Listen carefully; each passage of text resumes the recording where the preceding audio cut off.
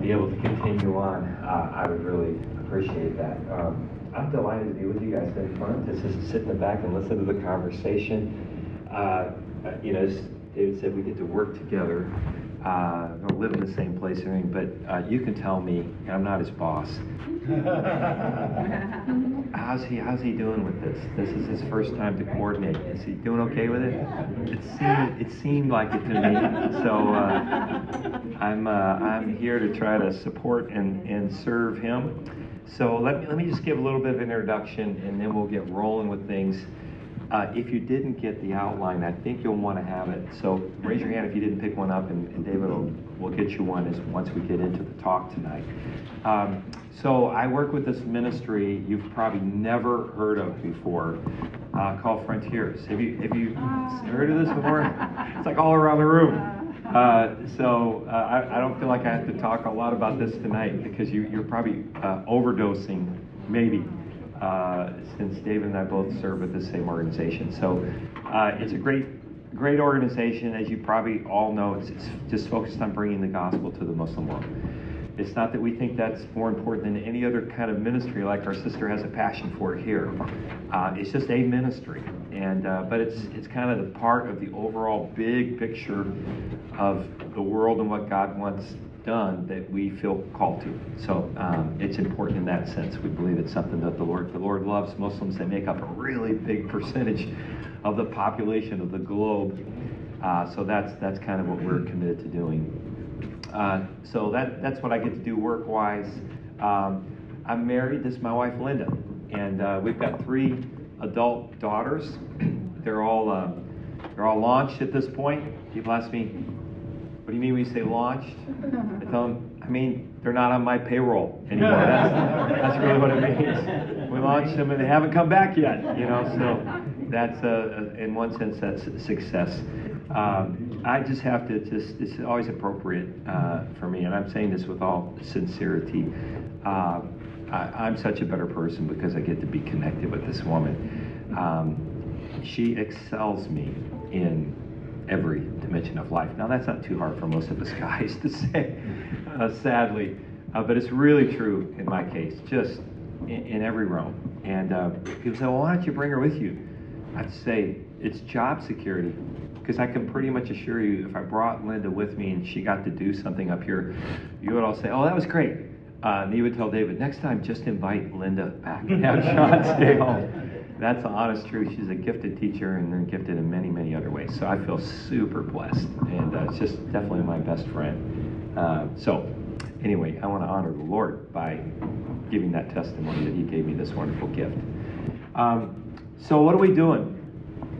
We are here in the middle now of the second major section of the course, right? So you guys know we started the first 5 weeks tracking through the biblical material, starting in Genesis, worked all the way through essentially the end of the book of Acts, which historically speaking, right, is where the Bible kind of stops as a history book. And then we picked up like with history, like church history last week, and you did that crazy lesson where you went from like end of the book of Acts all the way up to about the year 1800 or so. Why they do it this way, I'm not quite sure, because we have 3 weeks where we do history. The first one, we started almost do 2,000 years of it, and then this week and next week, we're going to cover the same ground twice, just 230 years. We'll do it this week, you'll do it next week. You just look at it slightly differently next week. So I'll tell you why they do this. They do it because it's only the last 230 years when we talk about the expansion of the Christian movement and how God worked through people to do that. That's the point at which Protestants finally got involved. And so I think the guys that put the class together probably thought, oh, probably mostly Protestants showing up. We should double down on that. They probably won't care about the rest of it because they think nothing happened from the end of Book of Acts until Marty Luther was born. So anyway, that's the way they do it. I would divide it up differently, but I didn't write the curriculum. We can blame that on Ralph Winter and a guy named Steve Hawthorne, who doesn't get all the credit, but he did all the work. So anyway, so tonight we're going to do this. We're going to look at, we're going to slow down a little bit in one sense. I'm not promising I'm I'm not going to talk any slower, but I just mean we're going to be clocking fewer years. Does that make sense? So that's what we're going to do. So here's what I want to do at the time. I want to be respectful of the content of this lesson. I'm going to spend roughly the first half making sure you guys get the big ideas from what's presented to you in the material in the classes. All good. And I'm going to move pretty quickly. And the reason is because I want to get to a point where I can share some stuff with you that I think is personally really significant. It does fit into this lesson. It is mentioned, but I like to open it up for you. I think it's really interesting. I think it just doesn't get enough emphasis. And then you can tell me at the end, we think you are wrong. Stick with the curriculum, or if you think that was okay to do it. I'm open to your suggestion, okay?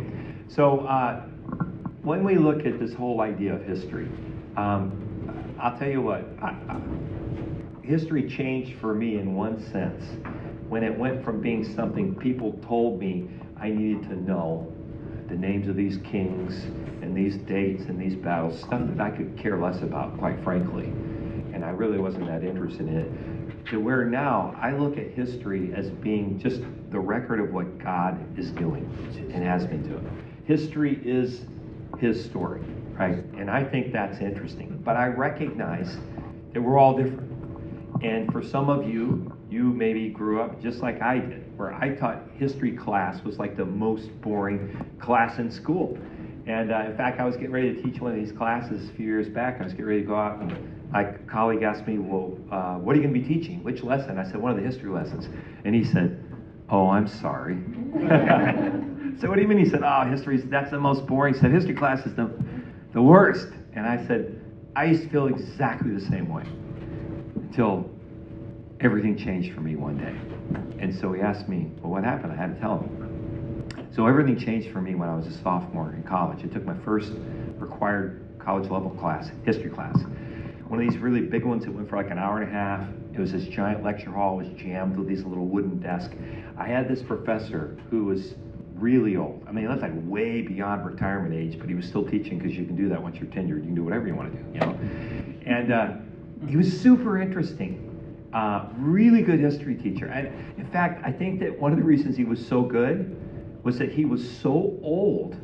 Most of it wasn't history. He would say, well, you know, I had lunch with Abraham Lincoln and we talked about this, and then, you know, so he made it come alive, you know. He had this one pet peeve. He hated it when students would come in late to class and interrupt the lecture. And the problem was this lecture hall, the only doors were at the very front on either side of where he taught from, so there's no way to sneak in. So he didn't lock the doors, he didn't yell at people, but if you came in late, he would just stop lecturing and then he would stare at you with like this super disappointed look on his face. And he would wait until you finally got in your seat, and then he would start again. So he's shaming you is what he was doing, you know? Which doesn't sound very intimidating, but nobody wanted to go through this, you know? So the day came when I was late. I remember it was this kind of winter day. I had my jacket on, I had all this is before they invented backpacks. So I had my arms holding books on either side, you know, so I come in, so the whole routine starts. So I'm trying to end it as quickly as possible, right? But my seat was right in the middle of the classroom, you know. So I'd come right over in front of the professor. And then as I start going to my seat, it's jammed. You know, these desks aren't bolted down. And so I'm having to like sidestep down the aisle like this, you know. So in my haste to get to my seat, I caught my foot on something and I started to fall. So you know how all kinds of things happen in your head really, really quickly, like in nanoseconds, you know? So the first thing I realized is I'm going down. Okay, this is not a stumble. I am going to crash. So that thought hits me. And then I look and there's this, you know, this spot where my chair is there, my desk, and I think to myself, maybe I can make it to my seat before I actually crash, you know? So you gotta just picture this. I'm falling and I'm gonna hit the floor, but I am now accelerating into the fall, trying to make it to my seat. It's super counterintuitive. You try it the next time you start to fall, you propel yourself to the ground. You know, it's like not what your body wants to do, but that's what I'm doing. So I'm barreling in this really weird sidestep fashion toward my seat. So I look up and there's a young woman who sits in a desk right in front of mine, and our eyes meet. And she has this look of complete horror on her face. Because it's like the moment our eyes meet, we both realize, I'm not going to make it all the way to my seat. This girl is about to become my emergency landing strip, So I fell all over her. And that's as much as I can say because this is a church. But I fell all over her. It was terrible. Like, this was a Baptist school. We weren't even supposed to dance with girls, So I'm draped over her. But what made it worse was when I fell on her, I was holding my books like this. My hands got jammed into my pockets. I could not free my arms. So I'm trying to get off of her, but I'm making it worse for her because I can't get off, So I have no idea how long this took. I did get off of her eventually. She would probably say 1 year less than eternity. It was worse for her than me. So I got off finally. I got back in my seat. So the professor starts his lecture again. It's the only time I can ever remember him deviating from this master lecture. He never brought any notes to class. So he starts up again by saying to the students, and who says history class has to be boring? So it doesn't have to be boring. So if it's been boring for you in the past, we'll see if we can make a fresh start tonight as we get into this. So here's what I want to do tonight. Let me just kind of tell you again how I'm going to do this. This lesson is focused on the last 230 years, from the year 1792 essentially up to the present. So what I want to do is I want to talk for a moment about the time period that leads up to this and just make a few remarks on what I'm going to call the foundations that lead us into the section. Then we're going to talk about 1792 and on, because that's the heart of this lesson. Then later we're going to come back to this foundation period. You'll see some connections to what I tell you here in just the next couple moments. So let's just do this really quickly. Who can get us to maybe the correct century for when we might think the Protestant Reformation really starts building some steam, and picking up some momentum? It wasn't like it all started on a particular day. But who could throw out a century as a guess? Anybody know a little bit about when the whole Protestant gig gets going? Plus or minus 100 years? Well, Martin Luther nailed the events at like 1517, right? Yeah, so the early 1500s would be as good a time as any. That's when Martin Luther really gets going. Now, stuff started much earlier with Jan Hus and Wycliffe and others going back even a couple hundred years. But there's no question, by the time you get to the early 1500s, man, this thing is picking up some major momentum, such that it really provokes a big response from the Catholic Church. So let's just pick that date, around 1500. Look I'm saying you can't even start pointing to the beginnings of what you could just call some foundations before Protestants really start doing mission work. That doesn't start happening in a really big way till, let's just round it off to the year 1800. So you're talking about 300 years before Protestants start getting active in what we will call cross-cultural mission work. What's the deal? Why such a slow start? Well, we could do a whole lecture on that. But I just want to point out one thing that was significant, and that's this. Within a generation, the Protestant movement itself started to lose a lot of its own spiritual warmth. We'll just call it that. Protestants started fighting not against Catholics and reacting against Catholics. They started doing it to themselves, quarreling over doctrine and saying, we don't think you guys are even in the faith or not. When that kind of stuff starts happening within the church, you know what happens? That the Holy Spirit just finds the exit door. It just looks nothing like what Christ has called for. So if Protestants were ever going to care enough to take the message of the gospel to somebody else, they needed their own little reformation, their own renewal. Well, praise God, that happened. It happened through something called Pietism. It was a renewal movement within the Protestant church starting, we might say, around 1648. This is right after something called the 30 Years' War. It started in Germany, and then it quickly spread other places. And then it blossomed into full-scale revival. So in the 18th century, when you roll into the 1700s, so people like John Wesley, have you heard that name before? George Whitefield, these were great evangelists in places like England. So in Europe, this revival was called the Evangelical Revival.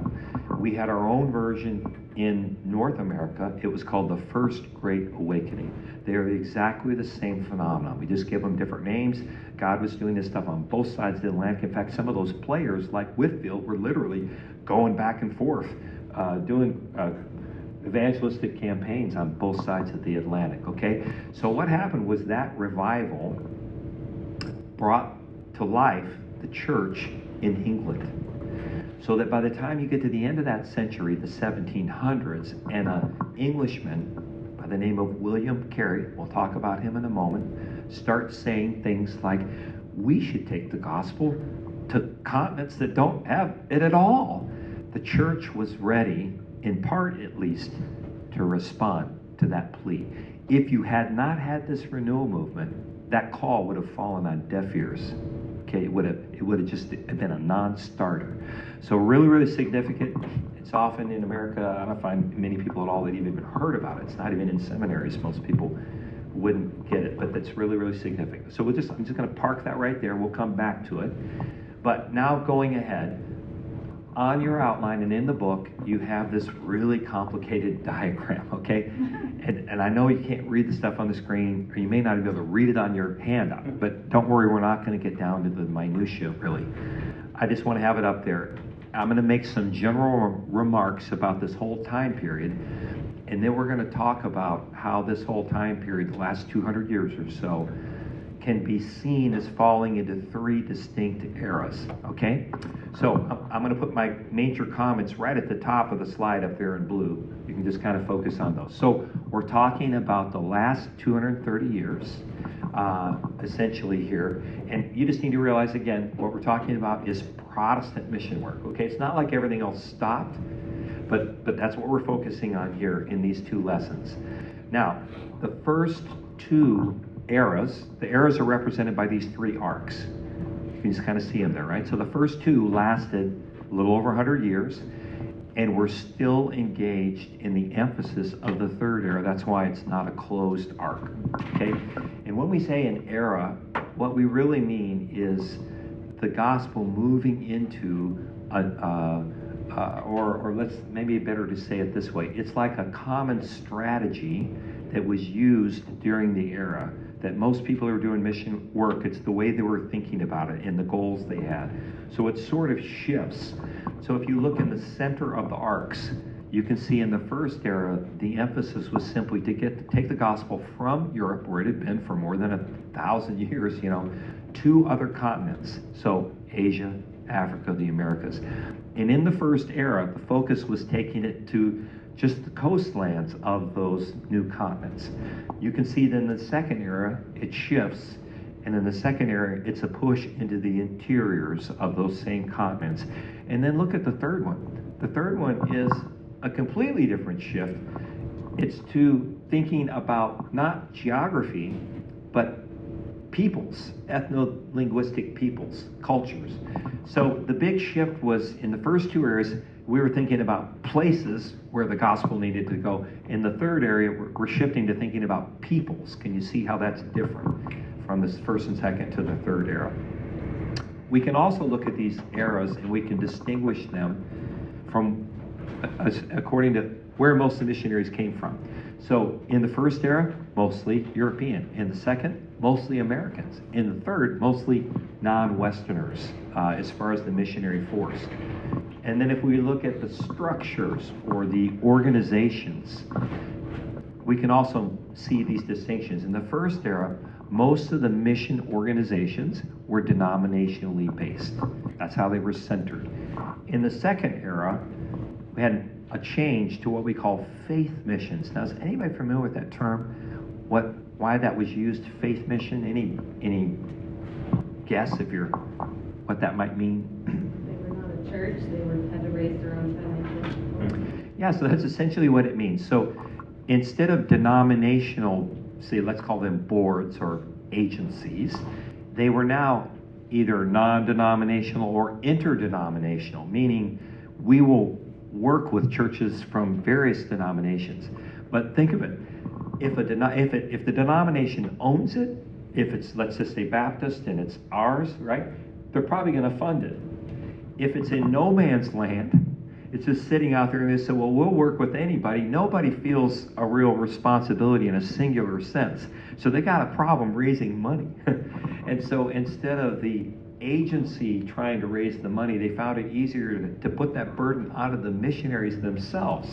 And so when the missionaries come, they say, welcome, we're so happy you've joined us. But guess what? We forgot. We don't have your salary. So the first thing you need to do is go out there and fundraise for yourself so you can find churches and people will give to you and send you. There's still a lot of mission work that's done that way. But it's doing that by faith is the idea, and that's where the term came from. And then in the third era, the predominance of the structures are now non-Western mission agencies, if you count up all of the mission organizations, so from not from the Western world. It's also important to note that at the beginning of each one of these new thrusts, new emphases, college students played a huge role. And it was in the areas of prayer and, I'll just use the non-churchy word, recruiting. And what I mean by this, it was college students who saw something and started praying for it fervently and then recruited themselves to go. Students recruiting students to go overseas. They were like a catalyst that got each of these eras going. It's really amazing how God has worked through students. Then you see these shaded blue areas, and you can notice the eras don't unfold in this strictly linear fashion, right? There's overlap. So there's a point at which the emphasis of two eras are going on. And that kind of makes sense, right? It's not like the second era began in 1865. You can see the date. It's not like some guy woke up in 1865 and he's making coffee. He says to his wife, honey, have you noticed it? You know, something feels different about today. She says, yeah, I've noticed that too. I think must be the first day of the second era of the modern missionary movement. Yesterday felt so first era, you know. It's just so different. So it's not like that, you know. So you have decades where the two are overlapping, okay, where the emphasis of the two are overlapping. And this can cause potentially some kind of misunderstanding or even a sense of competitiveness between the differing emphases of the eras. And I'll explain to you how this happens by using this little diagram. This is trying to point out the stages of development. Think about like on the mission field. When a mission organization goes to a brand new area where there are no churches, and it's pretty simple to understand. So the first stage is pioneering. Okay, the mission agencies that work, there is no church yet in that place. They're sowing seed and sharing the gospel. The next stage, we might say the parenting stage. So the church is beginning to emerge in that new place, but it needs to be taught, it needs to be trained. The mission is kind of calling the shots. The third stage, now you got partnership, right? The church has grown, it's matured, they're working together, right, in wherever that context is. The fourth stage, and this is what you hope for, right, is the local believers, wherever that might be, they take over, right, and they own it now. They understand that God's given them the mission for their own people. And the agency may still be there, but it's at the request of the church, right? So at that point, they're just participating. So pretty simple to understand. So let's think about these dynamics now, and let's just thinking about this transition era between the first and the second stages. So picture the first era. If you look at the tail of the arc there, you know they're getting toward the end, right? Which means they've been working at this for quite a while. In this case, it would be setting up mission work on the coastlands. By this point, they probably have mature churches. They're probably saying, our work's almost done, right? And we're going to start pulling missionaries back home.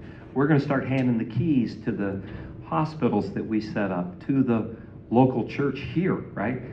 At the very same time, maybe in another part of the world, there's a whole other set of missionaries who are seeing something different. They're seeing the need to push to the inland, right? That's the emphasis. And what are they saying? They're saying, we need more missionaries. Mm-hmm. We need money. We're just getting started. There's so much work to be done. Now, Pretend you're a church back here, and let's say you've got missionaries in both places. Can you see how that could be confusing? One group says we're just about done, and another set of people are saying, no, we're not, no, we're not. One group saying we can dial the budget back, and the other group is saying, are you kidding me? We're just getting started. So you can see that this tension that sometimes occurs in these transitions, it's due to this differing sets of needs. One set of needs at the mature phases, what are all the ministries that are needed to really mature believers so that they can start actively participating in ministry? You know, that's one sort of set of ministries. And then you have the places where the work hasn't even started yet. That's a whole nother set of ministry concerns, right?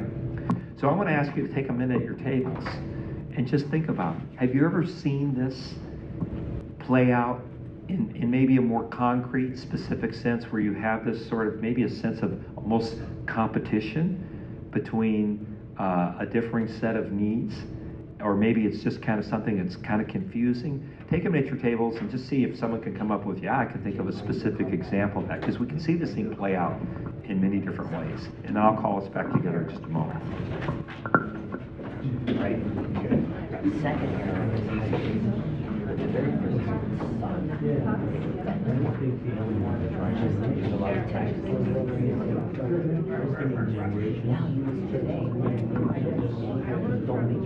you mean within the church or just in general? In general.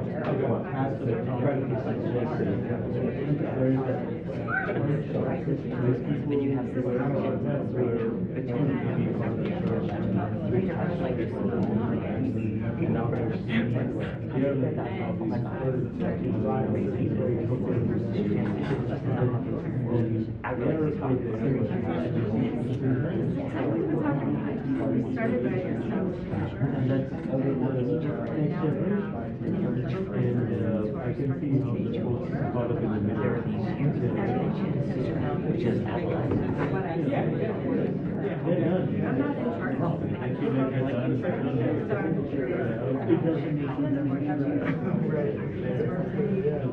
well, that's always a motive.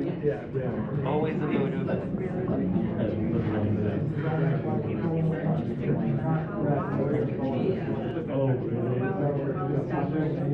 Is that right?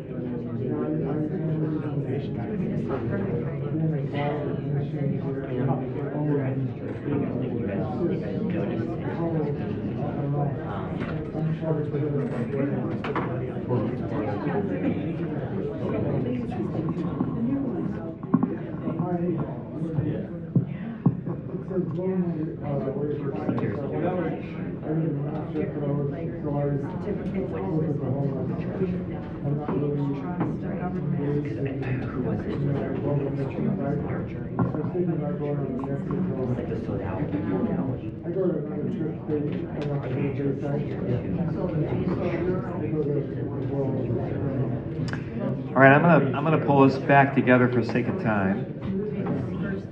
But hopefully you can see this play out in so many different ways, right down at the little micro level, and then at the big picture level too.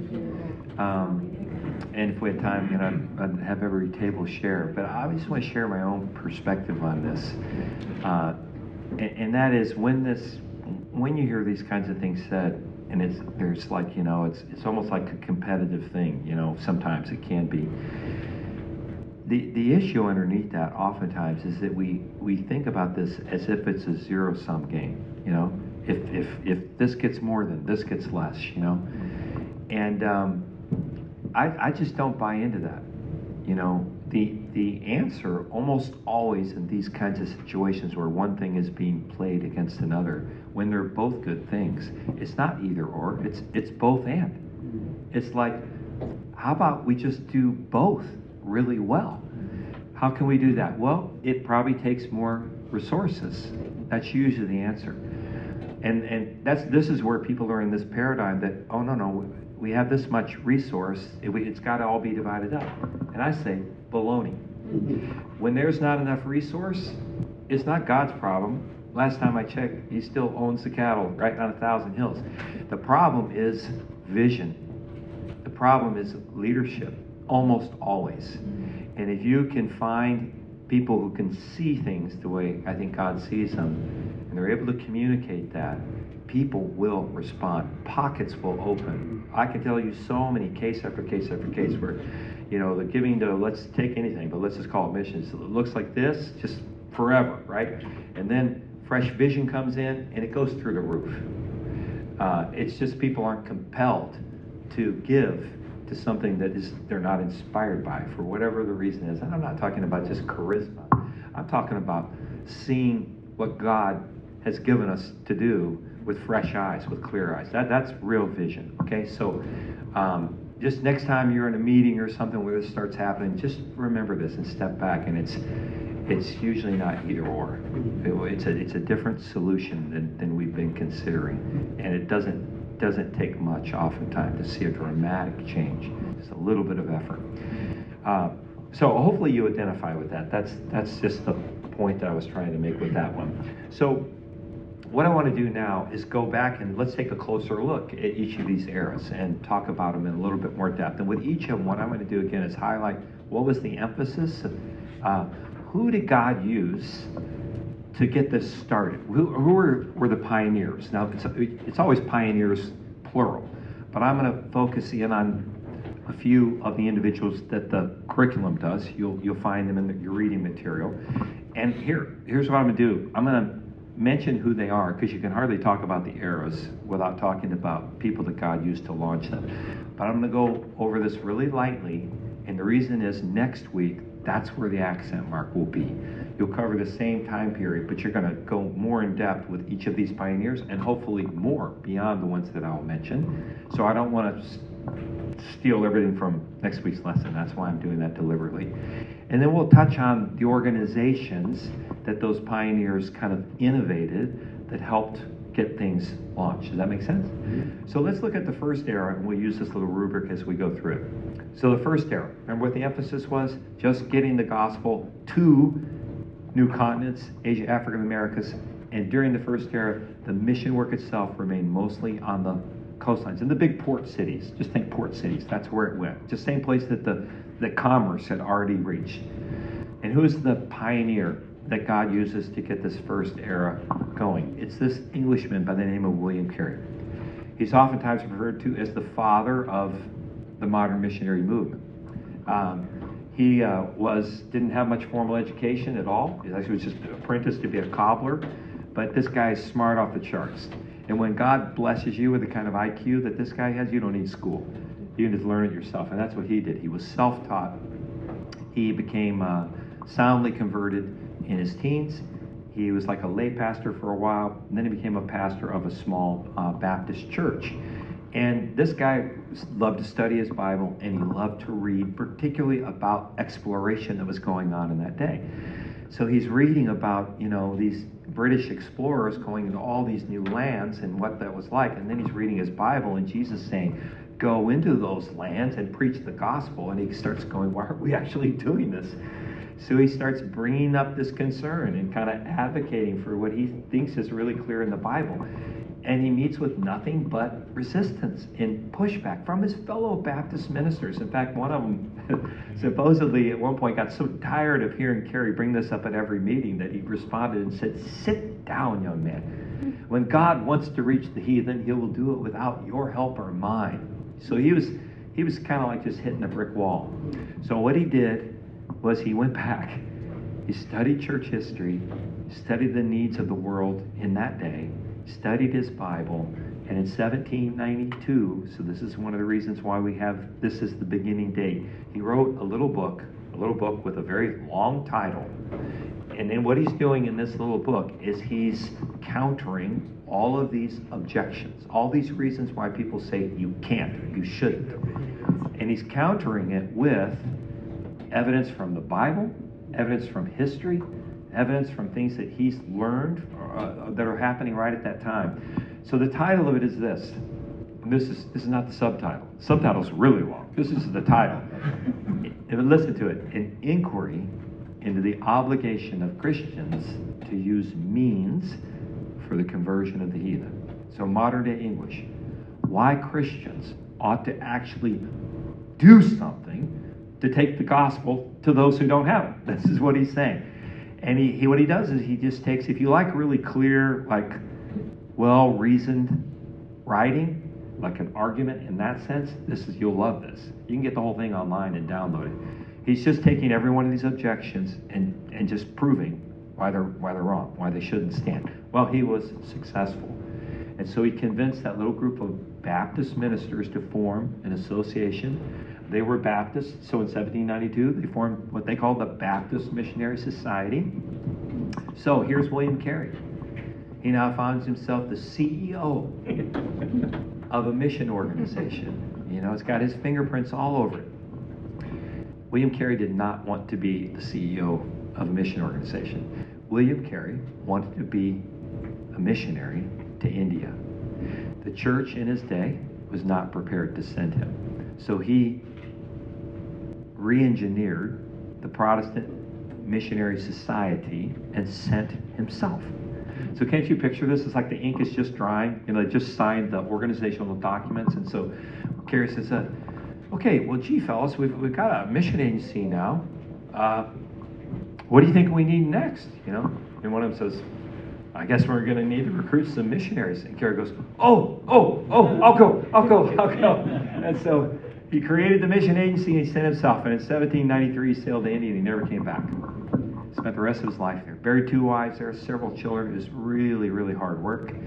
You can read all kinds of stories about William Carey, from children's books to PhD thesis. Whatever you're interested in, whatever your reading style is, you can find some great things on Carey. Amazing. I hope you're going to hear more about him next week. 2 wives at once? Pardon me? No. No. Yeah. That would have buried him.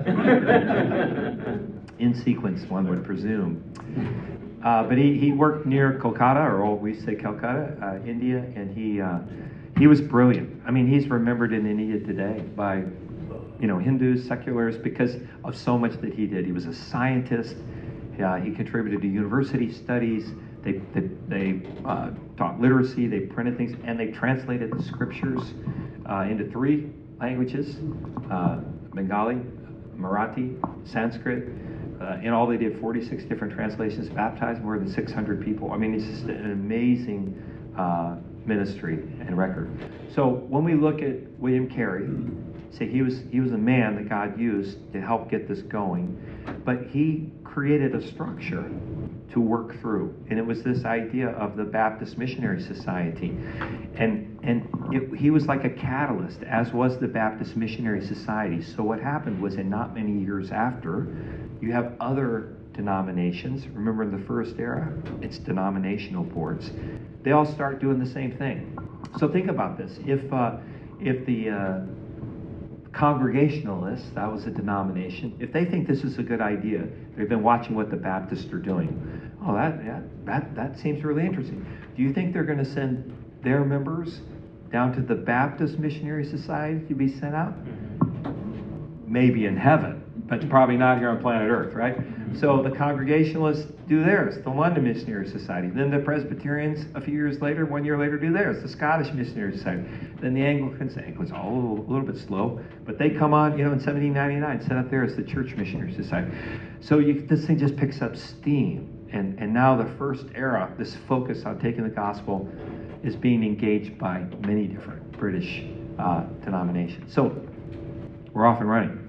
70 years later, God begins to do something new.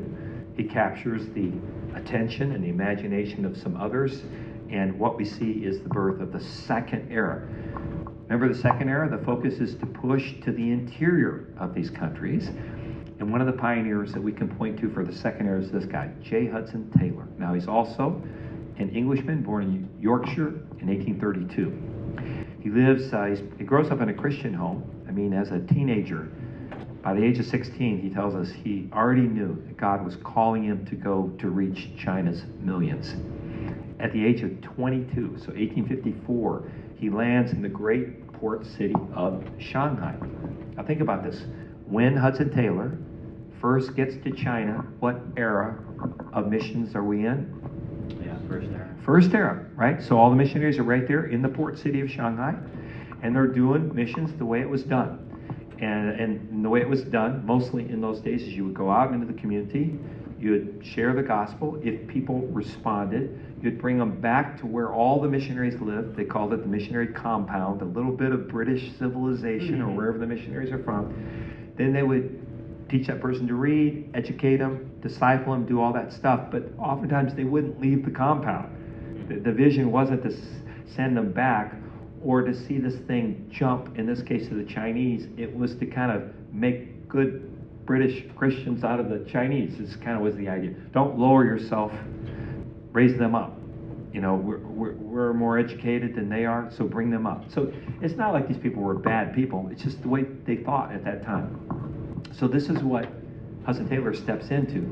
But Hudson Taylor, within a year or so, and I got to remember, he's just 22 years old. But he kind of sizes this up, and he thinks that missionary community is actually kind of lazy.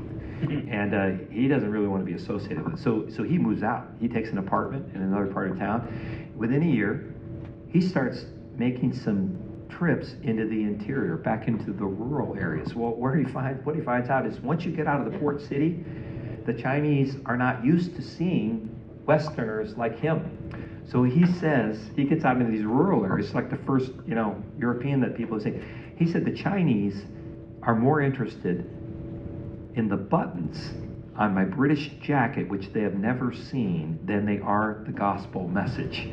So he realized, man, my looks are a complete distraction. So he started to think, how do I make myself be more like them? So I'm not a distraction. They can actually hear what I want them to hear, which is the gospel and not this weirdo, So he starts wearing Chinese dress, dyes his hair jet black. First time he did that was almost the last time because he had no idea what he's doing. And the top blew off the ammonia bottle and almost blinded him. But he kept working at it. And he got to where he could kind of not be immediately noticed as a foreign devil, which is what they would have called him. So he's just experimenting with what we would call cultural adaptation. Today, we would just expect all missionaries to do that. But he was ridiculed by the existing missionary community there. That's because these are actually second era strategies conflicting with those of the first era. So he became, I think clinically depressed actually, really, really discouraged, because he's going, if we're going to reach China, it's going to take a different kind of missionary, a different kind of mission organization. Back in England in 1865, he's praying this stuff through, walking on the beach in Brighton, and has a God moment. I don't know if it was listening prayer or what, but God spoke very powerfully to him and essentially showed him, we do need a new mission organization, and I want you to lead it. So in 1865, and this is the date we use for the beginning of the second era, Hudson Taylor forms the China Inland Mission. Now look at what he named it.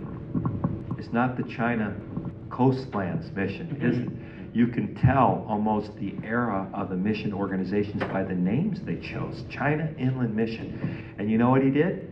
In the first 20 years, the China Inland Mission sent at least one missionary, sometimes it was only one, to each of China's interior provinces. It just shows you his vision, doesn't it? Would one missionary for a whole province be enough? Of course not. But you can see how he's thinking. He doesn't want it. He lived long enough to see more than 800 missionaries go to the interior regions of China. And Hudson Taylor did not care if you went with the China Inland Mission or some other organization. He just wanted to see the Chinese have the opportunity to hear the gospel. He's an amazing person. And what's so great about a lot of these pioneers is it's not just what they did for the kingdom, it's their character and their spiritual life. You could leave off all the work they did and just read about their lives and their relationships from the Lord and just be enormously blessed. But you get both those things coming together. That's why they're such wonderful men and women to study. And I do say, look at that picture right there with Taylor in the middle. What do you see around him? One goofy looking guy and what? A whole bunch of women. So I want to just say, look, we're focusing on 3 pioneers here. They will happen to all be men. Let's not kid ourselves. The lion's share of the work was done by women.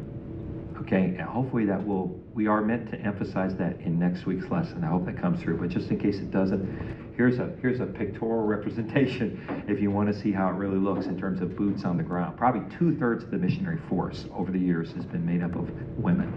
So sometimes guys get way more credit than they deserve. But what happened here at the beginning of the second era? Same thing that happened at the beginning of the first era. You had the China mission. Then look at the names.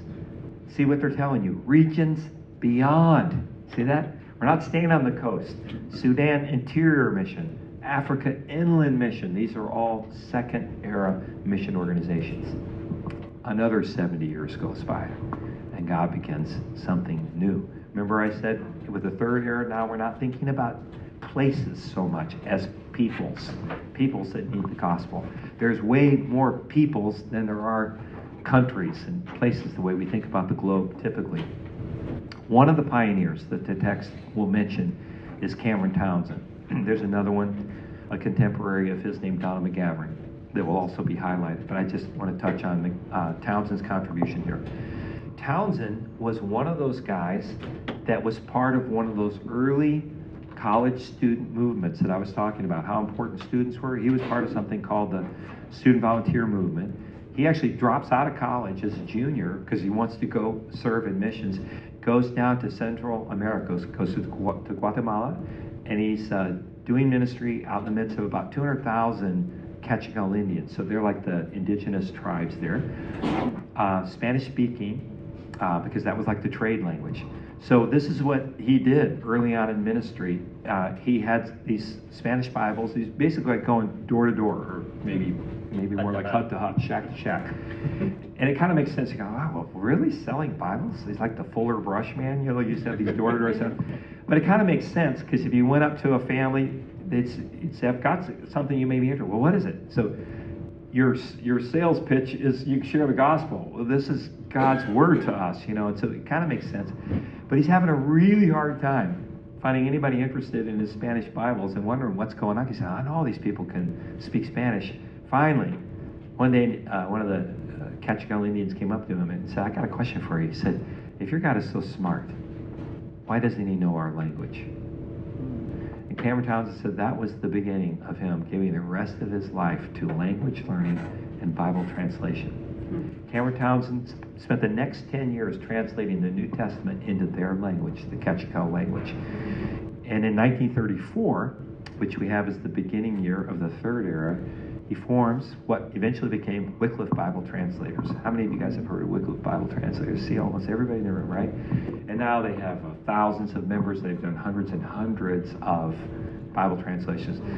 Cameron Townsend used to say, the greatest missionary is the Bible in the local language, because it never needs to have a furlough, and it's never considered a foreigner, right? So he gave his life to this, and so Cameron Townsend helped the whole missions community. It's kind of like put on a new set of glasses and look at the world again, and not see it as continents and countries, but see it as thousands and thousands of distinct peoples and language groups that each needed to have their own witness to the gospel. So he was another pioneer. So let me give you a little more recent history. Even this is not so recent anymore. It was when we first started talking about, but I'm not so recent anymore either, I guess. So the guy who puts together this framework of these three eras writes one of the big articles in this week's lesson. It's also the one that kind of envisioned the whole Perspectives course. His name is Ralph Winter. There's his picture. He talks about how in 1934 the third era starts. Well, 40 years later, he himself is involved in something very significant. In 1974, there's a big gathering of heads of mission organizations from all around the world in Lausanne, Switzerland. Let me tell you the strategy. Why Lausanne? Because if you want to get a bunch of really busy missions leaders to come to your conference, they're not going to leave unless you put it in a really nice place like Lausanne, Switzerland. And then maybe they'll say, okay, I'll come for a week, you know. So that's what they did. These were kind of heady days in the mission movement. What I mean by that is we've been going now since the early 1800s. Enormous progress was made over all of these decades and actually centuries at this point. The church has spread almost all around the world. Churches are now maturing, beginning to send out their own missionaries. There really was a sentiment of, we're almost done with this. pretty soon, just the churches, wherever they are, can just evangelize, and everybody will have had an opportunity to hear the gospel. So Ralph Winter gets up at this meeting, and that's kind of the backdrop for the sentiment. And he gives this paper. It's like dropping a bomb, okay? Because here's what Ralph Winter says. He puts it like this.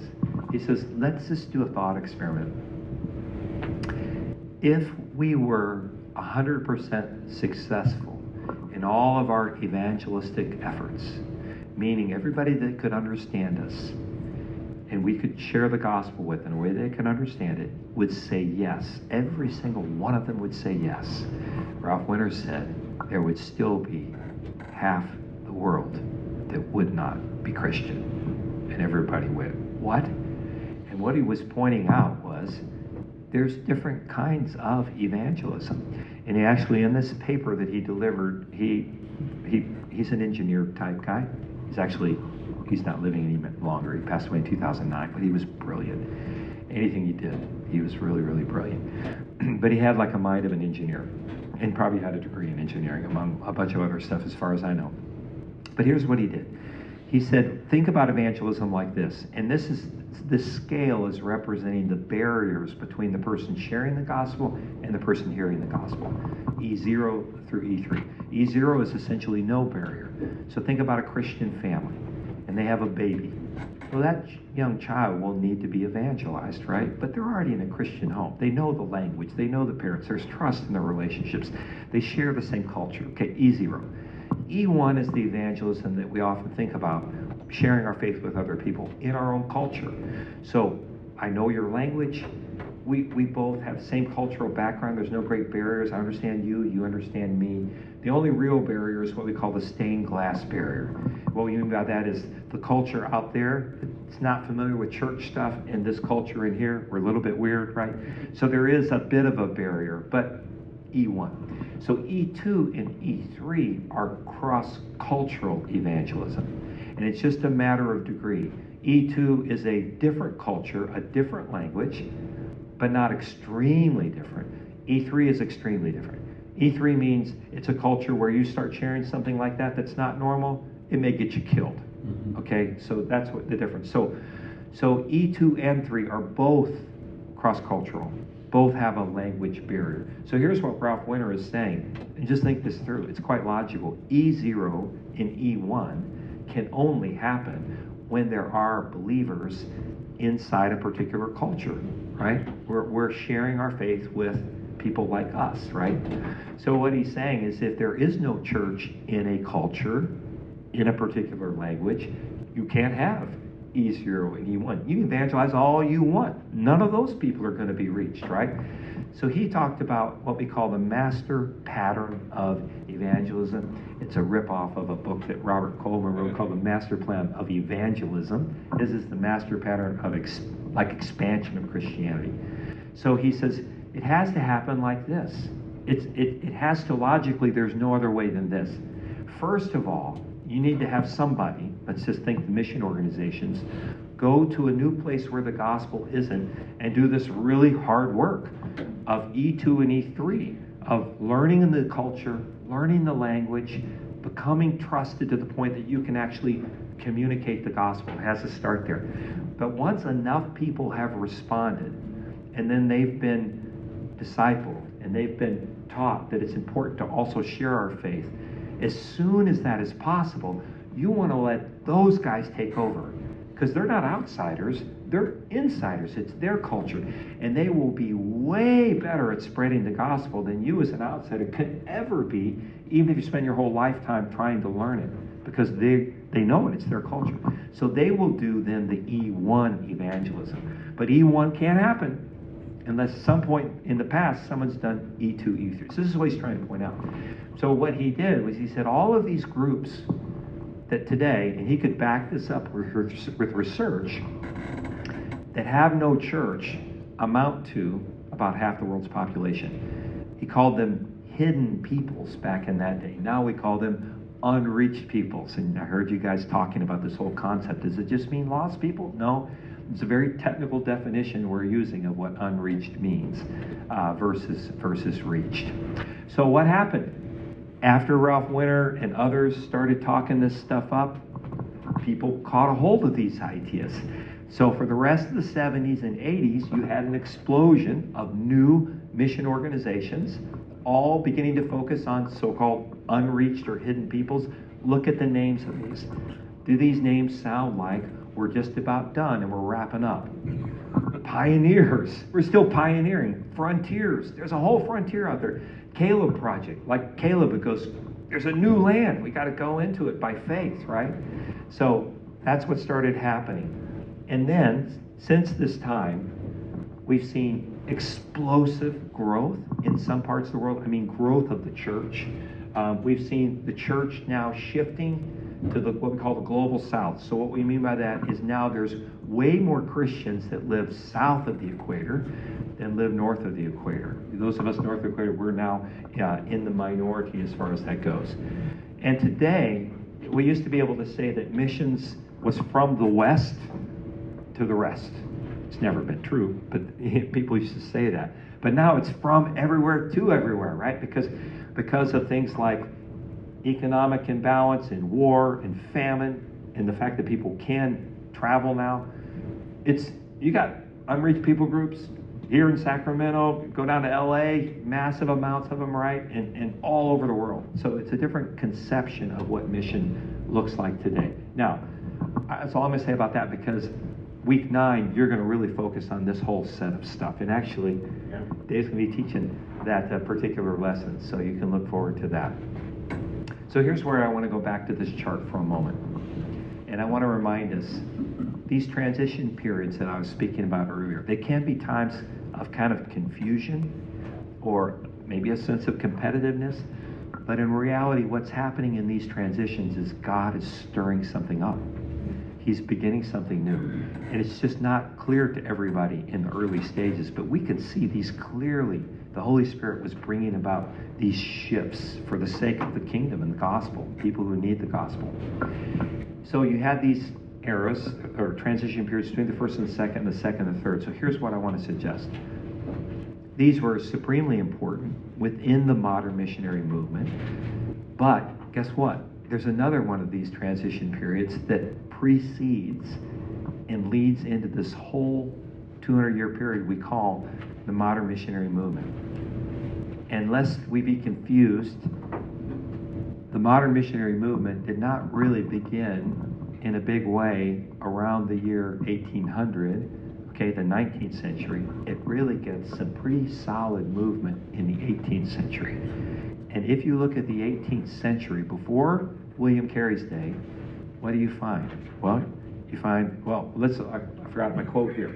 You find Ralph Winter hiding behind William Carey.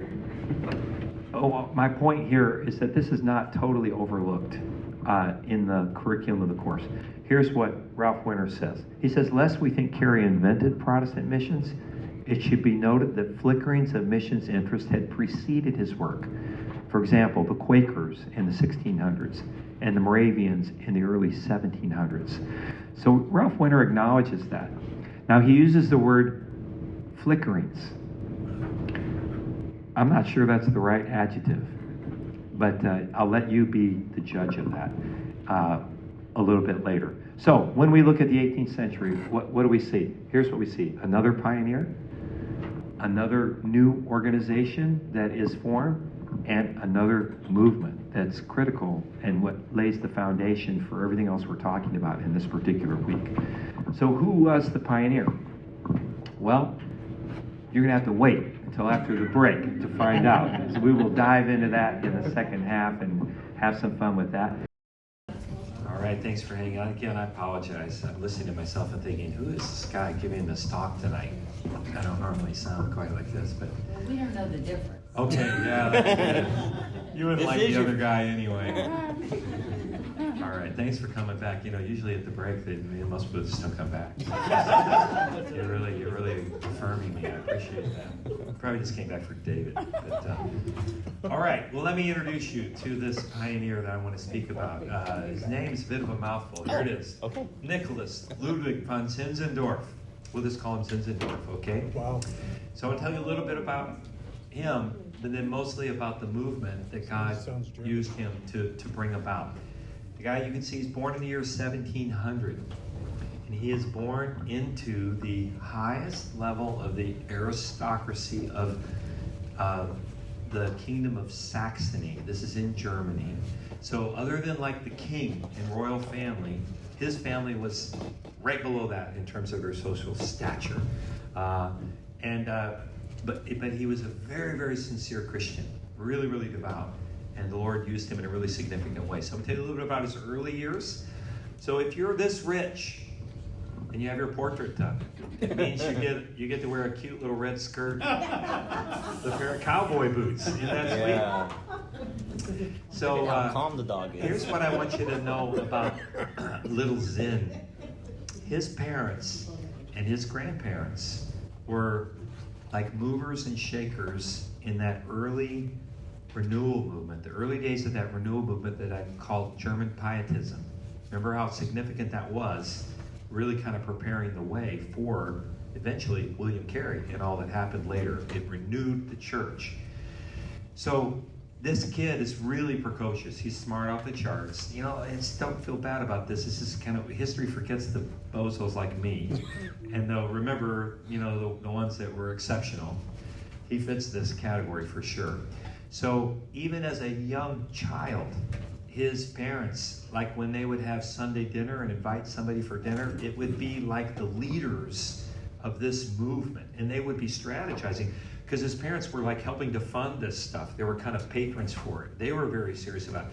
He's at an age where he's paying attention. Now, I'm like, you know, at that age, exasperating my sisters and, you know, giving my little brother a bloody nose. Not him. He's at the table. He's literally listening to this stuff and taking it in. His father dies when he's just 6 weeks old. Oh, His mother remarries, and she marries a field marshal. So she goes to Prussia.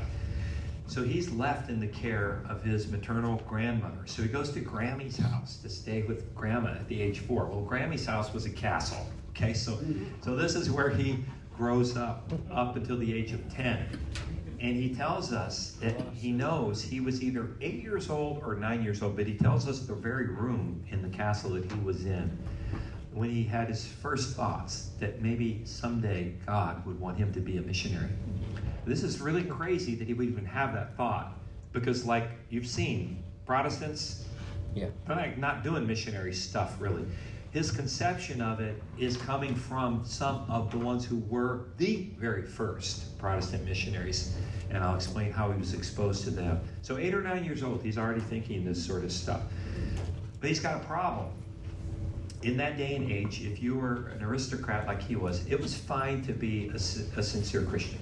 It was fine to support the cause of the church or fund different kinds of things. But that's not what he's got in mind. He wants to be like a missionary or a pastor. Those roles in society were thought to be so far beneath the dignity of someone of his social status. The culture would not permit that even happening. And so he goes to the University of Wittenberg at the age of 16. He's following the steps of his father. He gets a law degree. And at the age of 21, he starts into his profession as a lawyer, serving the king of of Saxony. The capital of Saxony was Dresden. So when he gets up in the morning and goes to work, this is the office, okay? And what you need to realize is that at this point, the state of Saxony, Germany as a country is a very young country, okay? It was a whole bunch of little kingdoms, Saxony being one of them. This is over right where Germany touches Poland and the Czech Republic. There's kind of a corner of it there. This is the heyday. So in the whole history of this kingdom, it was this decade that was the high point. The most powerful king they ever had, the wealthiest they ever were. He's a part of this. This place was bombed to smithereens in World War II. There was not one stone left upon another. When they rebuilt Dresden, they rebuilt the part that was most important, and it was the palace here. This is literally where he officed, okay? So he's 21 years old, starts his career, position of power, working for the king. Augustus is strong. He's received an inheritance from his father's estate. He's got money. He takes part of that sum of money and he buys some land. So now he's got an estate, like a country estate. He does that when he's 22 years old. So you kind of go, he's got it made, right? He's depressed. The thought of spending the rest of his life being a state bureaucrat, I mean, he's about to put a pistol to his head. He's really and he sees no way out. Like the culture, there's no escape route here.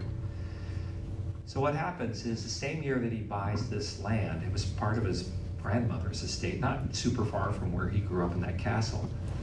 He bumps into this guy who's a lay evangelist. This guy's a carpenter.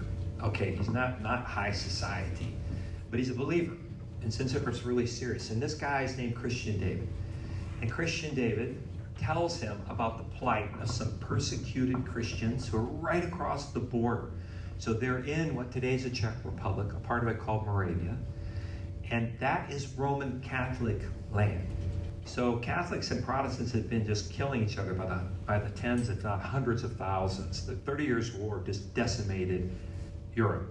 Huge population were killed, okay? And they reached this peace, and the peace said, okay, this is how we're going to stop slaughtering each other. If you live in the territory of a Catholic king, you got to be Catholic, and there's no other option. You want to choose to be something else, great, but you can lay yourself in prison or have yourself killed. If you live under a Protestant king, you got to be Protestant, and there's nothing else. This was the solution, okay? So Saxony's a Protestant kingdom. His land is right across the border from Catholic land. It's the Habsburg Empire. So this guy's telling him about these guys who are actually proto-Protestants. They go way back to this guy named Jan Hus, or John Huss, who was a reformer in Prague. And they live in that area. So they're like secret believers, practicing like underground kind of thing, and can't do it out in the open. So this guy's from that part of the world. So Zinzendorf tells him, hey, I just bought some land. If you can get any of those people out alive, I'll let them settle on my land. I'll give them refuge, okay? So this guy's a type A personality. Like within 2 weeks of that conversation, he's making these trips into Moravia under cover of darkness. And some of these families leave everything behind and they make their way out onto Zinzendorf's estate, and they start cutting down trees and they create a little village. They named it Herrnhut. Here it is today. It still exists today off there in the distance. Some of those buildings were from the 18th century, but of course it didn't look like that in the beginning. They didn't have those sorts of structures. Herrnhut means under the Lord's watch, or under the Lord's care in German. So the word gets out. There's this wealthy count who has set up this place where can be sort of religious freedom. And so if you're really serious about your faith and you want a greater measure of freedom, you get yourself here, okay, this guy's going to take care of you.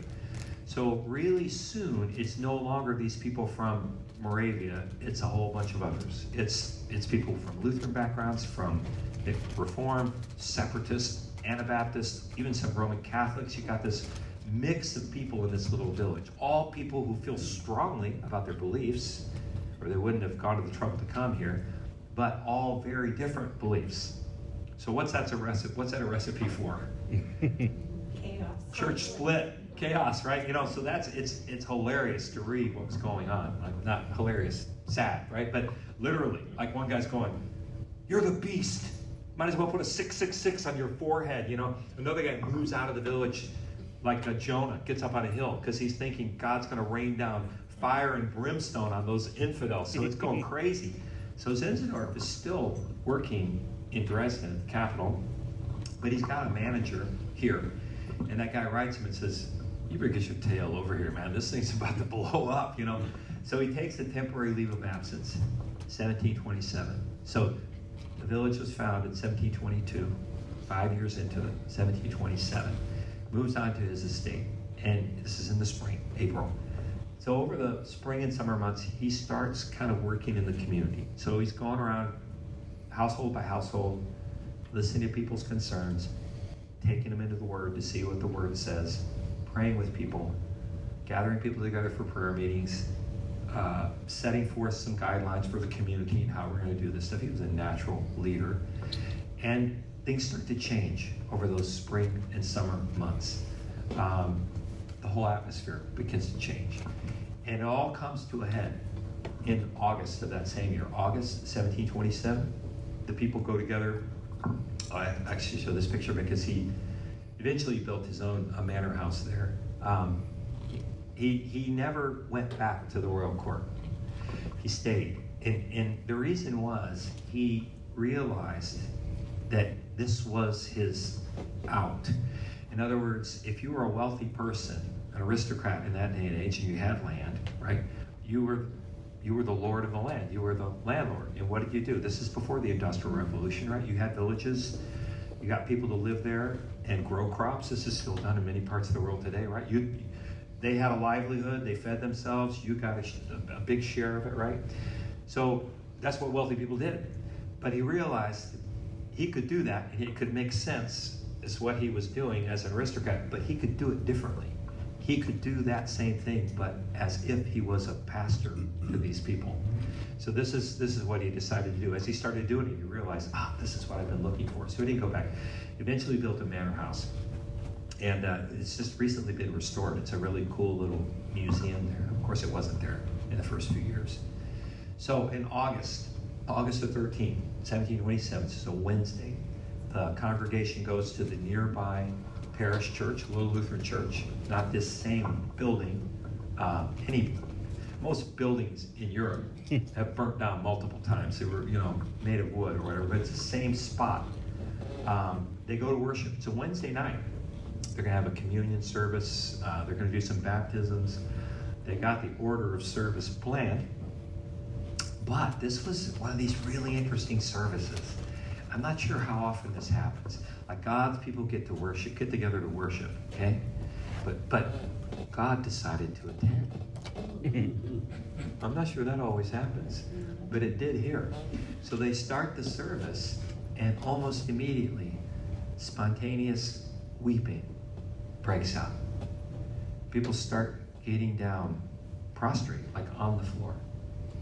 Some of the men got up and stood in front of the whole community and confessed their sin publicly. Other neighbors who had been quarreling about something, went off to a corner over here and began to reconcile. They had such a sense of God was at work. The Holy Spirit was in their midst. They didn't want it to end.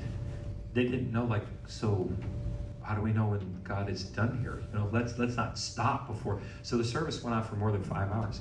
Zinzendorf went up and had his own cooks prepare food because people were getting hungry and he didn't want to have to stop to go fix food. So he brought food in. So it went for about 5 hours. They look back at this date, August 13th, 1727, as the birth of their movement. Now you'll find me struggling as to my choice of words. Birth of their church, birth of their movement. They did not think of themselves as a church. They were not trying to be another church or denomination. Since we got plenty of those, okay? They thought of themselves as being more like a leavening agent. They were a part of this thing called pietism. So the very early days, just the pietists, they were not reacting so much against Protestant theology. The Reformation was a correction of corruption in theology. The pietists just said, hey, look, this whole Christian thing, okay, it's not just a matter of what we think. It's a matter of the heart. It's a matter of a relationship with God. It's a matter of how we use our hands to love our neighbors. So the pietists were emphasizing things like Bible study and discipleship and coming to know the Lord personally. And the renewal came through those sorts of things. So anyway, they look back, they refer to this as their very own Pentecost. Now, as far as we know, there wasn't any speaking in other languages and stuff like that, Acts chapter 2, but this profound sense of an outpouring of the Holy Spirit. Well, just like the very first Pentecost, what happens? Almost immediately, there is witness, there's outward proclamation. So the same thing happens here. Immediately they go, okay, God is working in our midst. What should we do? I think they read their Bibles and went, okay, it's really clear what God wants to see happening. So they started sending men out in pairs to nearby villages. And all they're doing is just telling them, here's what God has been doing in our midst. And they're starting home Bible studies. They're starting prayer meetings. They're just kind of like light fires. So you might think of this as kind of their local ministry, local mission, E1, you might say, evangelism, right, that's going on. But Zinzendorf's vision from the time he had been a child was bigger than this. He's thinking about the world, like William Carey. He's reading about what's going on in the world. So he's got this thing where he knows the gospel's meant to go further than just revitalizing Christianized Europe. So what's the catalyst that brings about the next stage of ministry? It happens in 1731. Zinzendorf is attending the coronation of a new Danish king. This guy, Christian VI, there's no reason why you need to know him. He's not very well known. One of his older siblings, Christian IV, is quite well known, but not the sixth. He's a little goofy looking there. That's what happens. Genetic inbreeding. All these families get married in it, so you just wind up looking a little wacky. But he's up there, and he's some distant. They're all related. So Zinzendorf is like some third cousin or something like that. I don't know. So he goes up there. So what's happening? It's like it's inauguration. You know. So like when we have a new president, they have inaugural balls and parties, right?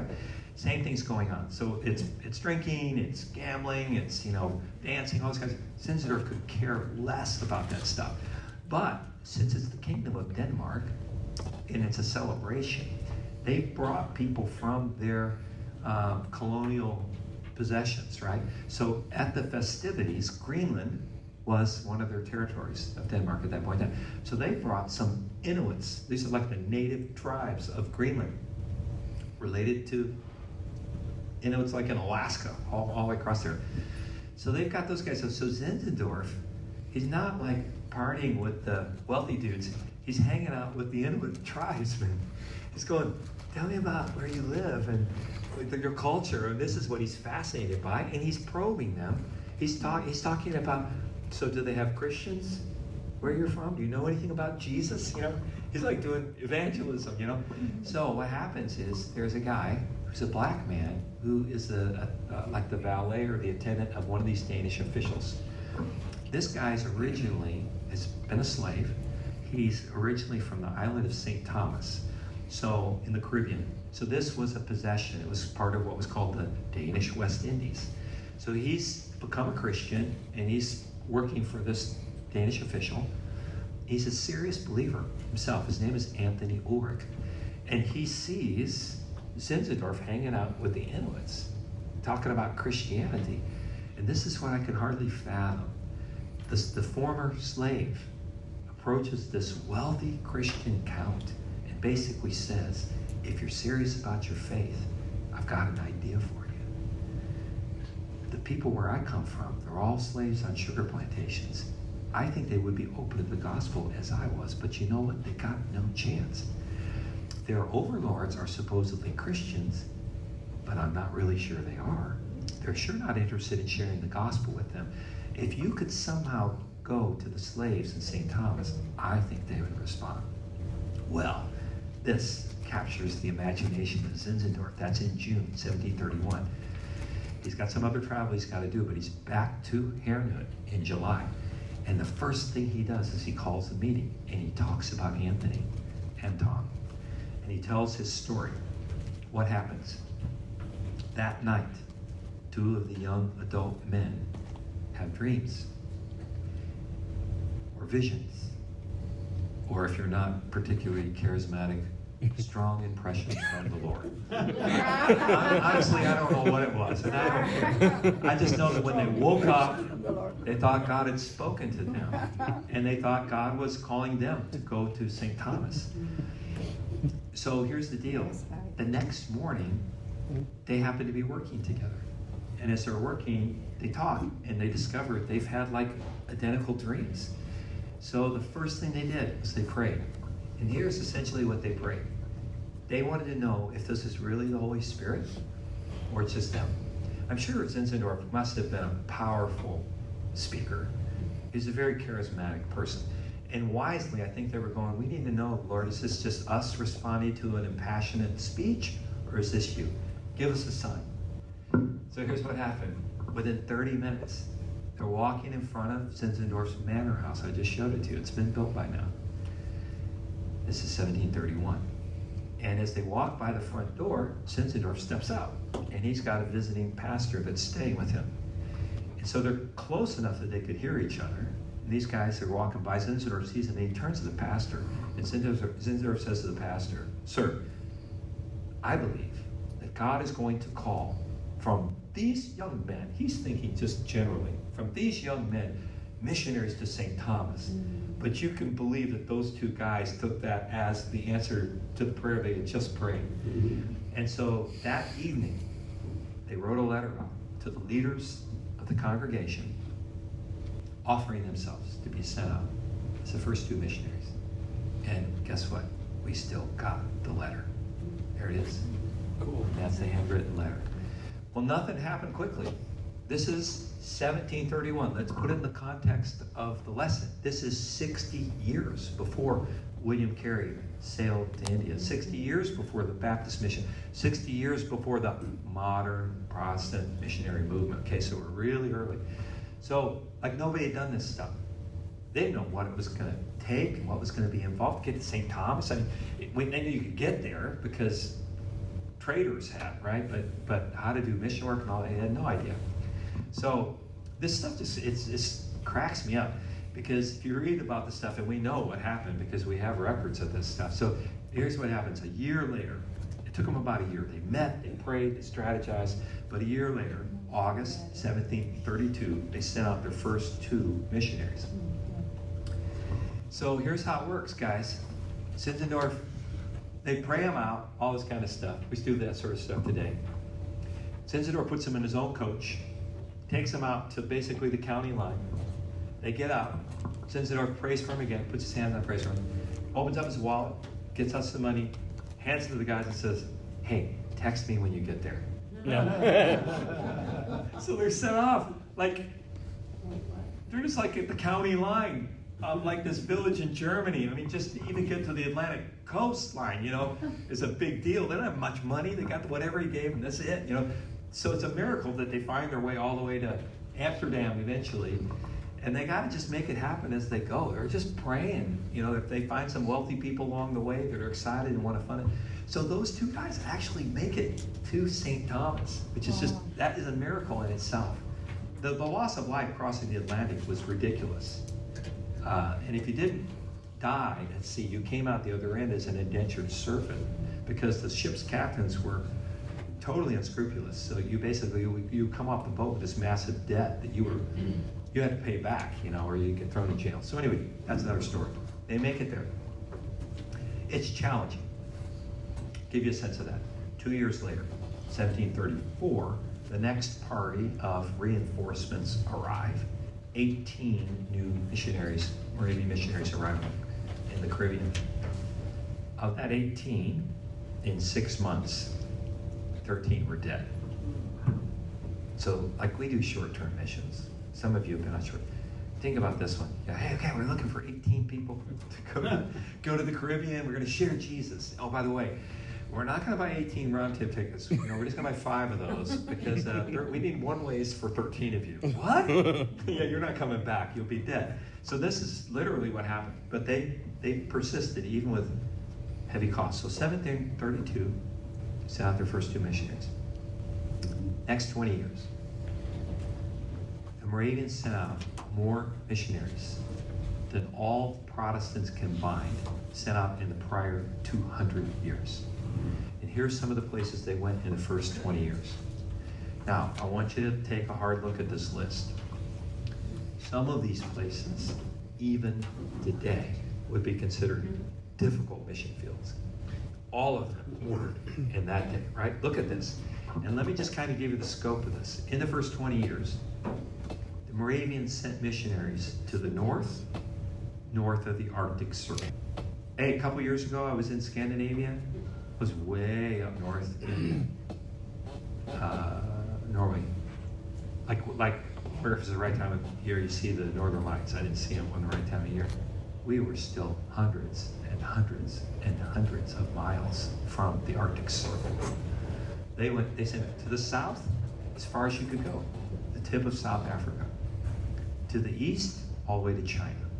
To the west, as far as you could go, which was just the wild forest of our own continent. It wasn't America. It was the colonies back then. So this explosion of work. Now, this is so counterintuitive because this is like at the very beginning. You'd think it would be like, okay, we're going to gradually learn. you know, one step forward, a couple steps back, we keep learning, right? William Carey's Day. Again, let's put this in context. First 20 years. The Baptist Missionary Society sent 30 missionaries all to the area around Calcutta. In the 20th year, they sent their first missionary someplace else. Where'd they go? What's today's Sri Lanka, just down the coast. Okay, look at this in their first 20 years. 60 years before William Carey's Day. Someone's got to explain it for me. This is just not what you would expect at all. So it's really amazing. By their 200th anniversary, they sent out nearly 3,000 missionaries. And in the early years, they were sending out 1 out of every 12 church members as cross-cultural missionaries. Okay, you want to know what the statistic is today? In North America, among Protestants, it takes, on average, 15 congregations to field 1 cross-cultural missionary. These guys are sending 1 out of every 12 church members. Okay, and in some parts of their movement, that's the average on the whole. I could drill down in some other areas that I've paid particular attention to, and it was 1 to 1. Again, kind of extraordinary. And this was the first time when Protestants were organizing their mission work not through a mission agency, the sodality. Did you guys get exposed to that term, the sodality, modality? But it actually happening through essentially what was a church, like this church. So here's my question for you. What do you think? How is this kind of thing possible? Take a minute at your tables, and I'm not looking for a definitive answer, but just see, what are some of the things that you've heard about the story so far that might be ingredients that explain this sort of a phenomenon? And I'll pull us back together in a minute. Just what have you heard that you think? Why could this be so different? There wasn't enough time. Yeah. But let me just, if you give me words or, you know, a short phrase, what were some of the factors maybe that you heard that you think could help explain this? Let's hear a few. Yeah. The makeup of the group was like so many different denominations, so they didn't focus on their one. That's interesting. Did you hear that? The makeup from the group from the beginning was quite diverse. It wasn't just one thing, so maybe that added some perspective that you wouldn't have had otherwise. Yeah. The name, they're called in the English-speaking world Moravians or Moravian Church because those very first refugees came from that region of the Czech Republic today, called Moravia. But really quickly, it was a misnomer because there were all these other people from the very beginning, right? So the name doesn't fit, but we don't get to choose the names. We get labeled, right? John Wesley didn't pick the name Methodist. Other people stuck that onto the movement, right? So that's an interesting observation. Let's hear a few more just real quickly. Other factors. Yes, what were you thinking? Let's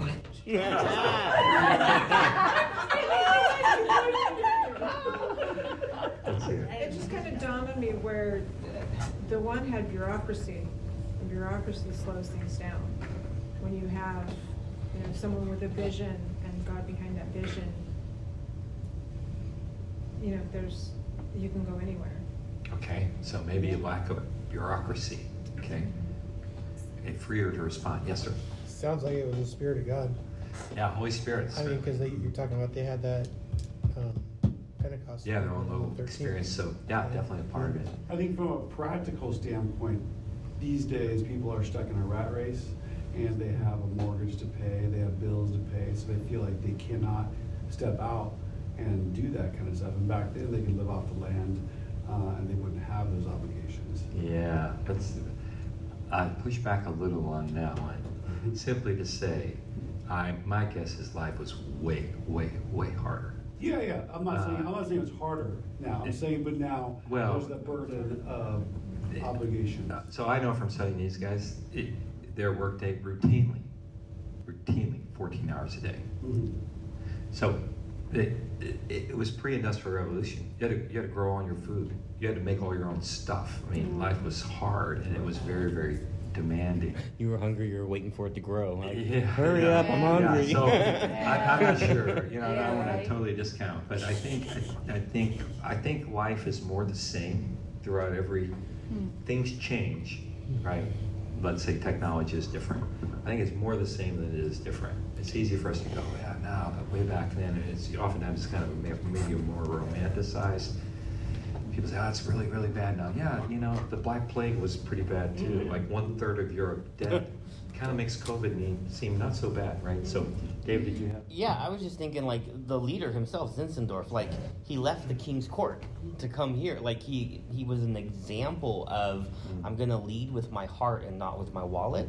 Yeah. And I'm going to put myself in your mess, and I'm going to, you know, be part of that reconciliation thing, because that really matters. And I think when you have a leader like that, like, you begin to just think beyond yourself. Like, Yeah. oh, wow, it's not about me. It's about... Yeah, good leadership is usually a huge part of it, right? Too. So we can make an even longer list, and I'm not looking for some specific thing, you know. However, I could try to do the same exercise in William Carey's day and go, I think I see a lot of those same ingredients, you know. A really amazing leader, you know, and it's not like the Holy Spirit wasn't involved then too, you know. It's hard to know, you know. Things are so unique, exactly, and we can just say, well, it's what God wanted, you know. Yeah, but God works in particular ways, and you know, maybe there's things that we can learn. I'll tell you what I've kind of taken away from this, at least in part, and that is how these guys understood church. In other words, what I mean there is kind of the big sense of it. It's the nature and purpose of the church and how they did church, if we want to call it. I want to just briefly profile this for you. One of the early leaders, kind of the second in command to Zinzendorf, and the one who took over after their day, was this guy, Spangenberg. And he once spoke to the community at Herrnhut, and he said, we are the supply department for the mission of our movement, of our church.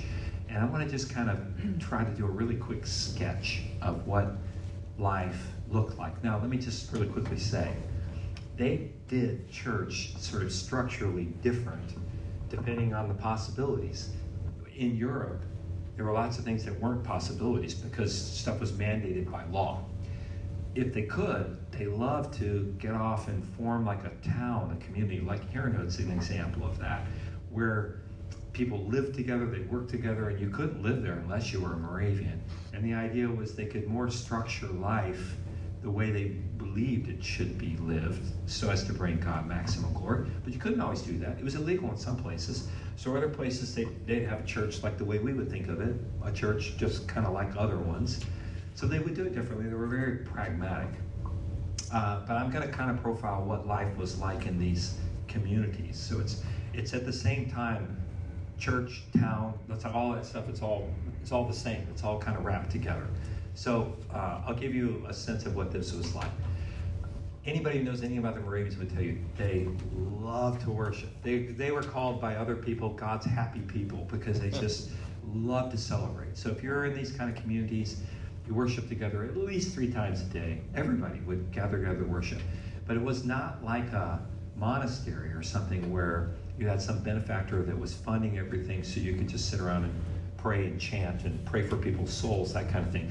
They were at work. So they had multiple industries. These would be like economic hubs. So they would have, coopers, and they would have, butchers and people that grew the food and, blacksmith, all those kinds of trades, right? All that stuff. So they would make all their own stuff and then they would serve the community too.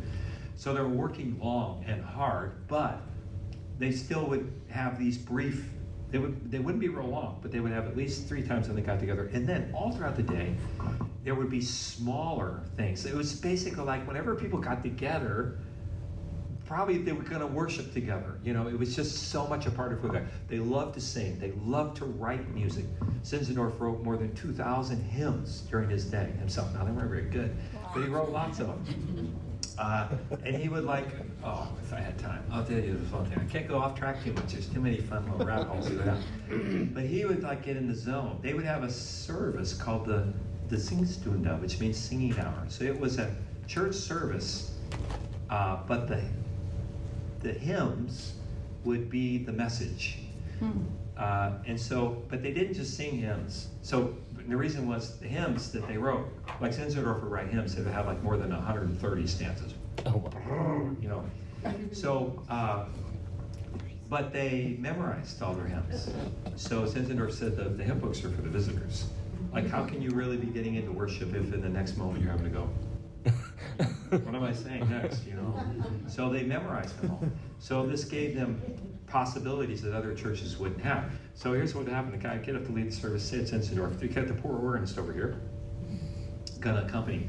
So what they would do is they would string together, it would create a service on a theme based on hymns, but it would be hymn stanzas that were related thematically. So you might sing stanza 3 of this hymn, and then switch and do stanza 17 of this hymn, and then switch and do stanza 104 of this hymn. Does that make sense?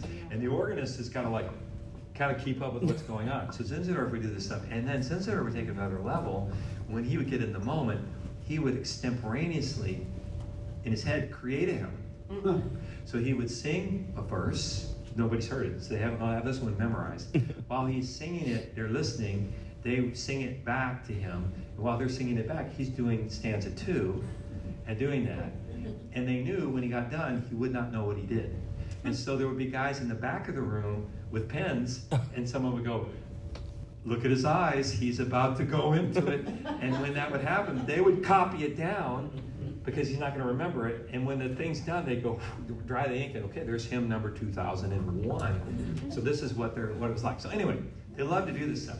And as they're, this is like a hockey game. When I have moments like that, I get the minutes back at the end. I think it's right. You know how hockey games kind of go on like that? Soccer games?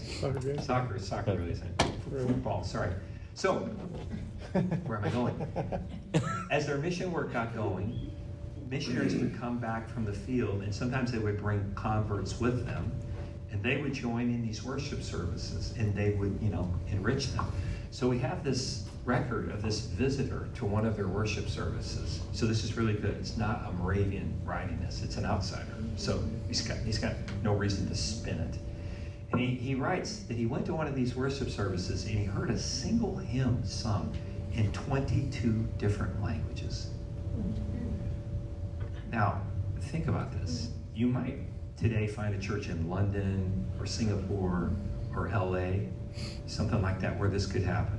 But this is a little village, landlocked, in the 18th century. This is not what this place looked like. This is the byproduct of their mission. And so if you had a worship service and you want to let everybody praise Jesus from their heart, you might have to sing that hymn through 22 times in all of those hard languages. So I used to read this stuff and go, come on, Evangelicals are really good at embellishing. That's the new word for not lying, really, sort of. Maybe a mistake. So I kind of go, yeah. So here's what happened. I was working on these guys as some dusty archive. So I've got this manila folder in my hand that the archivist has brought me, and I'm just flipping through it. I find this page here. It's a manuscript, obviously handwritten. And don't try to read it, but you can probably look at the right page. Can you kind of make out 3 paragraphs? Mm-hmm. You see the 3 paragraphs there? And there's an underlined line. So what that is, these are 3 little stanzas from 3 different hymns. The top right corner of that right page says English. You have the same thing on the left-hand page, but the top right corner of that page says Swedish. Same 3 hymns. Flip the page, 2 more languages. Flip the page, 2 more languages. Flip the page, 2 more languages. Flip the page, in all 17 different languages. Wow. 5 of which it took scholars a while to figure out what they were. You know why? They were Native American languages that weren't well understood. This was from here in North America, which is also one of the places they set up a base to do mission work to the unreached people of North America, the Native American tribes. So by this point, they had Native Americans in their congregation, as well as all these other languages. So this had to have been used in one of those kinds of worship services. The whole community was organized for spiritual growth.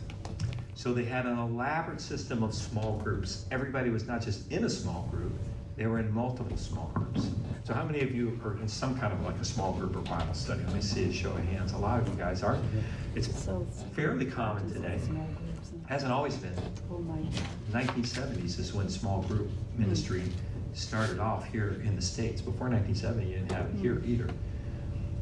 So we're familiar with it. In this day and age, it was illegal. It was illegal to do this because the law was you could not have any religious gathering that was not overseen by an ordained member of the clergy. Well, they knew this is how Christians would grow, so they broke the law.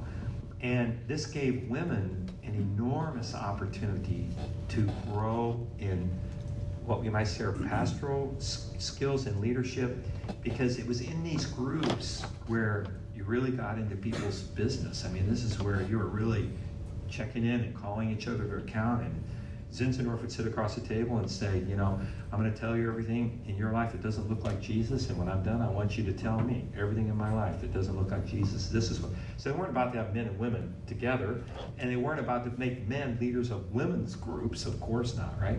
So women had massive opportunity to be in effectively really important kind of leadership roles.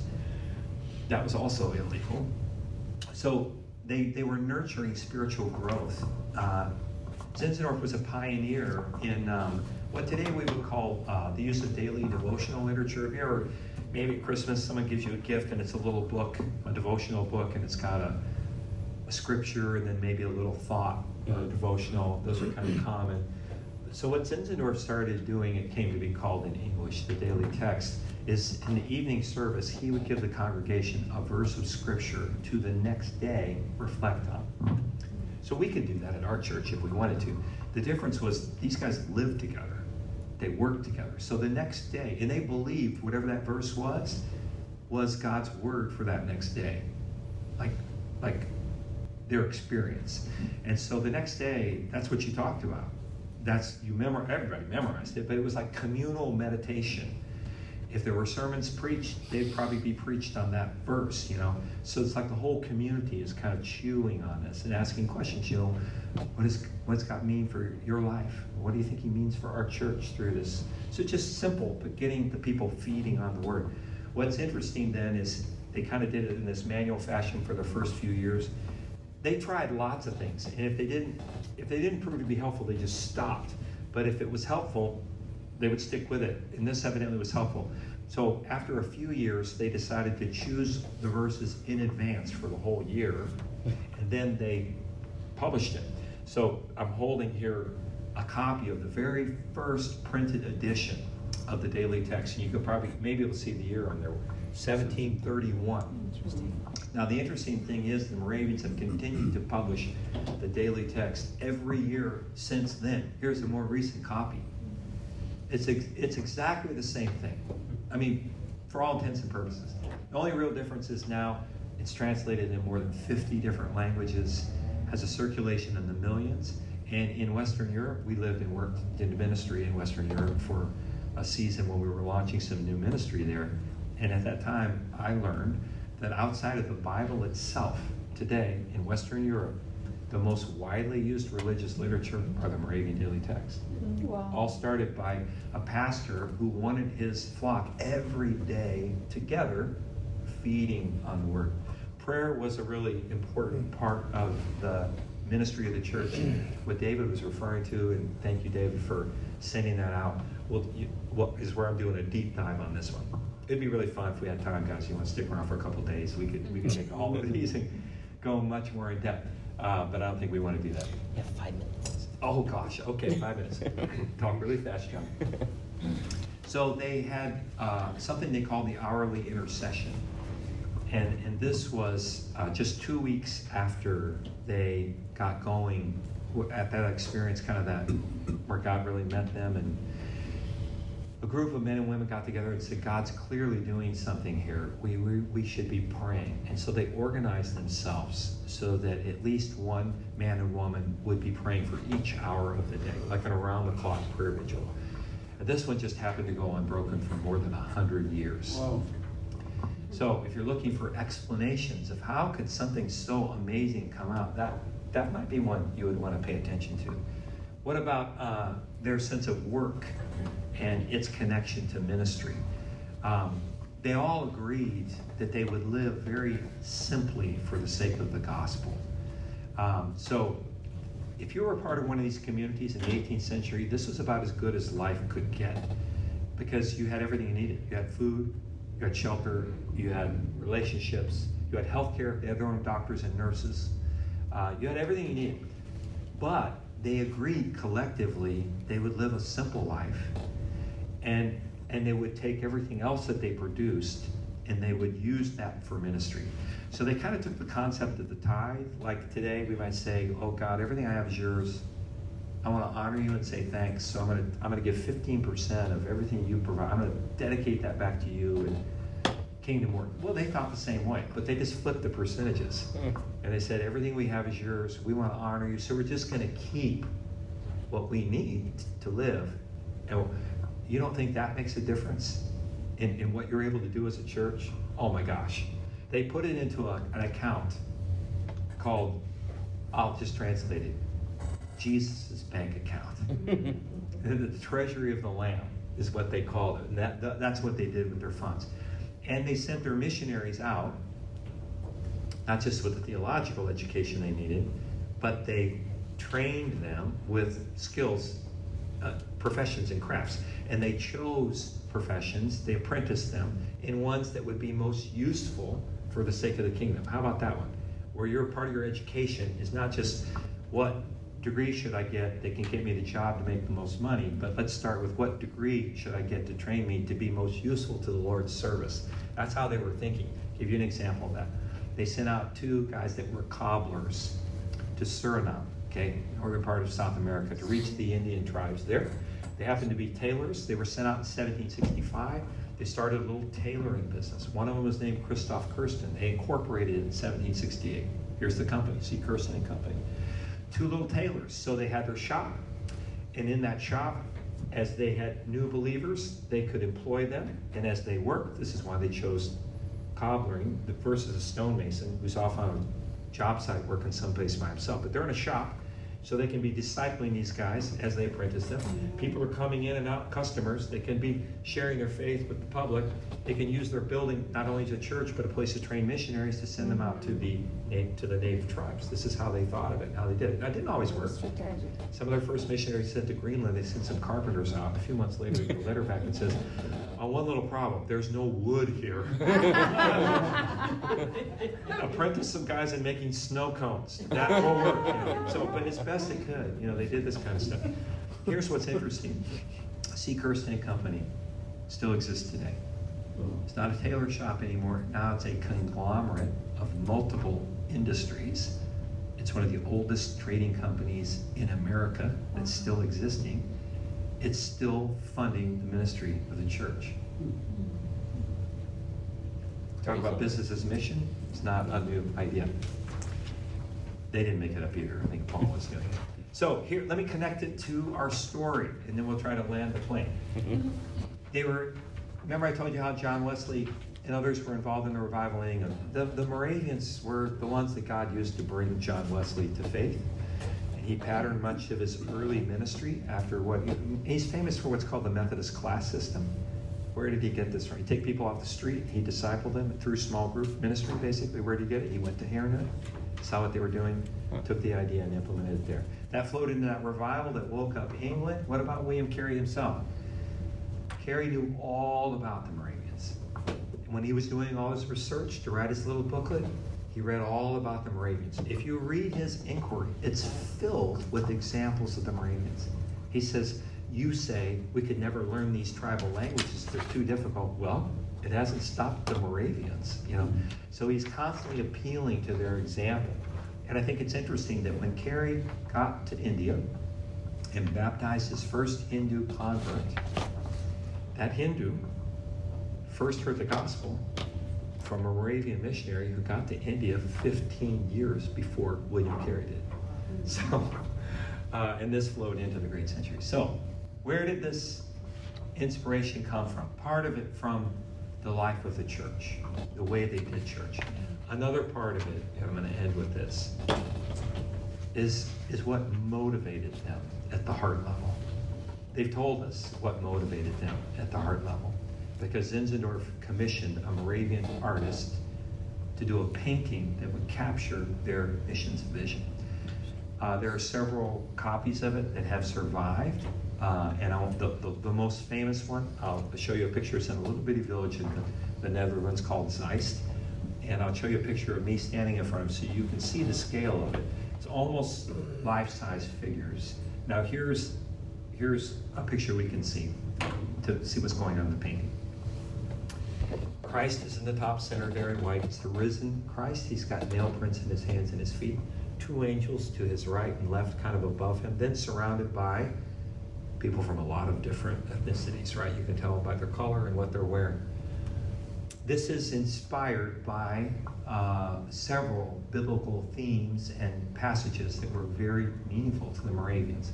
One that I hope you might think of immediately is Revelation chapter 7, verses 9 and 10, where John sees this heavenly worship service. Remember this when he says, "And I saw there before me a great multitude that no one could count, some every tribe, tongue, nation, and people that were wearing white robes and holy palm branches, and they were worshiping the Lamb," right? So if you look at the painting, you'll notice that every person in the painting has a palm branch. And the angel to the left of Christ, as you look at the picture, he's holding a whole bundle of palms. So evidently his job was to pass them out. Can I do something else? Pass them out. So that's what he's done. So it clearly, Revelation 7 is part of the inspiration for this. But it's not just a painting of a biblical scene that shows us where history is moving. Right? This is what God is doing. God is gathering for himself a people drawn from every people, right? As a reflection of his core. He's made them all different. He's stamped his image on them. You know why so many different peoples? Because a monolingual, mono-ethnic, monocultural humanity would not have been sufficient to bear the image of God. So he made us in this beautiful, diverse humanity. And he wants to reflect that. He wants to win that back through Christ. So that's what's pictured here in heaven. But this is what's interesting about the painting. It's not just a conception of Revelation 7 and some other passages. These are portraits of real people. We know almost all their names. So let me tell you who's in the painting and why. Each person in the painting is the first convert, won to Christ through Moravian missionaries from their unreached people group. The painting is called the first fruits. The first fruits is an offering that was commanded in the Old Testament, where you take the very first of your ripening crops and you race to the temple to offer it as a thank offering to God. More offerings would happen at the end of the harvest. Okay, this is not that. It's not the end of the harvest. First fruits offering is at the very beginning. It's a thank offering made in faith. It's where you say, God, we believe you're going to take this crop and you're going to bring it to fullness. But we don't have to see it with our eyes. We're seeing the beginning of it right now. We don't have to hold back in thanking you and rejoicing. We can start it now because we believe you will finish what you're just beginning. That's what the first fruits offering was all about. This is called the first fruits. And let me tell you why. Because the Moravians asked the question, if we wanted to say thanks to Christ, what would most please him? And they came across this idea of the first fruit offering and they thought, Jesus doesn't really probably want wheat or olive oil, right? He's concerned about people. And so this little church, before maybe any other church got it, said, we're going to seize this privilege. We're going to follow the Holy Spirit any place he will take us around the world, and we are going to gather up a first fruits offering of souls, and that's what we're going to give to Jesus to worship him and to say thank you for what you've done for us. Worship for the Moravians was an act of worship. That's exactly what they're telling us here. You may have heard this idea that missions exist because worship doesn't. This is where it's headed, and they got that. And that is what inspired them to do the work that they did and to make the sacrifices that they made. It was because they thought Jesus was worth it. That's the end of their story. This story that we're telling in the class, the exciting thing is in 2 weeks, guess what? We're going to be done with history and we're going to bring it up to the present tense. And And this is where we begin to live history. This is going to be your and my opportunity to step into the same story and be used of God like all these people we've been talking about in the course so far. And let me just assure you, God has a place for you in the story. If you're not sure of that, turn to the book of Ephesians, chapter 2, verse 10, which says, you are God's workmanship, created in Christ Jesus to do good works, which God prepared in advance for you to do. God's plan was prepared before anything was created, long before the problem of sin had ever emerged. His plan was ready. And when he was thinking about what he wanted to accomplish in his plan in the year 2023, in a place on planet Earth called Rancho Cordova, and when he thought about a certain situation and what he was going to do to bring about his will, that's when your life entered his mind. And it was like you were etched into that plan. You were created for a part of God's purpose. And I want to tell you, what we're talking about in this class does not encompass all the things that God cares about. It's just a part of it. But we just want to say, it is a part of it. It can't be ignored. God is concerned. He will reach the nations and bring himself glory. And if we say we love Jesus and want to follow Jesus, we at least ought to be asking the question, how might we fit into that? And then let the Lord show us the where and the how. It doesn't have to be really big. It doesn't have to be up front. It doesn't have to be overseas even. The last time I checked, Jesus is still the Lord of the harvest. It means we show up and we ask him, you're the boss. He's El Jefe. Where do you want us to serve? Right? And then we do it. So find your part.